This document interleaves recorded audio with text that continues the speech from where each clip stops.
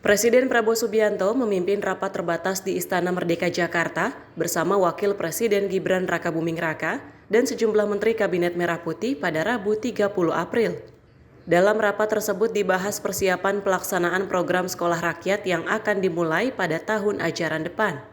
Presiden Prabowo menekankan pentingnya perencanaan yang matang dan berbasis data dalam penyelenggaraan program ini. Menteri Sosial Saifullah Yusuf menyampaikan bahwa pada tahun ini sekolah rakyat akan dilaksanakan di 53 titik yang telah ditentukan dan proses rekrutmen siswa harus dilakukan secara selektif dan tepat sasaran. Memberikan arahan kepada kami untuk memastikan 53 titik itu bisa diselenggarakan dengan perencanaan yang matang, perencanaannya baik sehingga nanti benar-benar bisa menjadi satu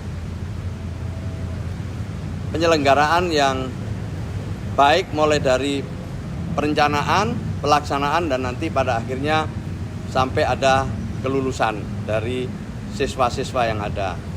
Tahun ini kita mulai di 53 titik, tetapi jika memungkinkan ada beberapa lagi titik yang sekarang sedang disurvei oleh Kementerian Pekerjaan Umum. Selain itu, pemerintah juga tengah menyiapkan pembangunan sekolah rakyat di 200 titik tambahan yang saat ini sedang dalam tahap survei oleh Kementerian Pekerjaan Umum. Titik-titik tambahan ini diprioritaskan untuk wilayah yang memiliki tingkat kemiskinan tinggi dan kesiapan lahan yang memadai.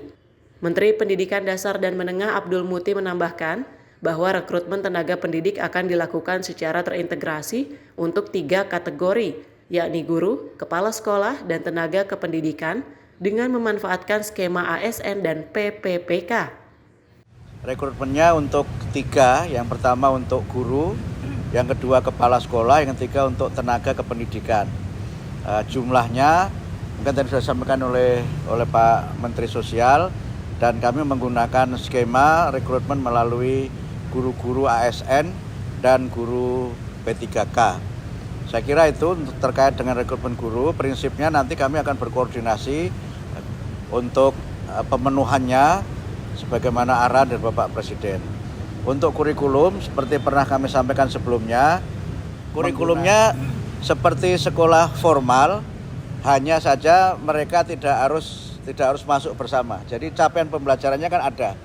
Capaian pembelajarannya ada, itu yang nanti mereka akan belajar sesuai dengan kapan mereka masuk dan juga bagaimana latar belakang pendidikan mereka sebelumnya. Lebih lanjut, Abdul Muti menjelaskan bahwa kurikulum sekolah rakyat akan dirancang fleksibel dengan sistem multi-entry dan multi-exit yang memungkinkan siswa menyesuaikan durasi studi dengan kesiapan dan latar belakang pendidikan mereka.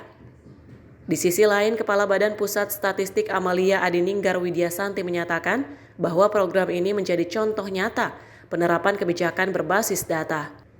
BPS mendukung penuh dengan menyediakan data dari Survei Sosial Ekonomi Nasional dan data Tunggal Sosial dan Ekonomi Nasional untuk menentukan lokasi penyelenggaraan sekolah rakyat secara tepat sasaran.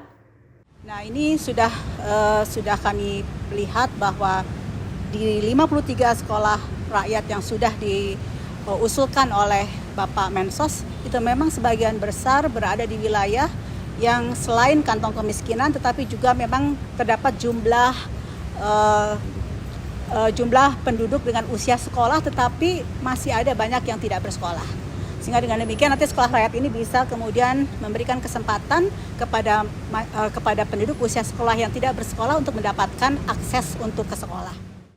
Dengan sinergi antar kementerian dan dukungan data yang akurat, pemerintah berharap program sekolah rakyat menjadi solusi inovatif untuk mengatasi kemiskinan struktural melalui pendidikan yang merata dan berkesinambungan. Tim redaksi Sinpo TV melaporkan.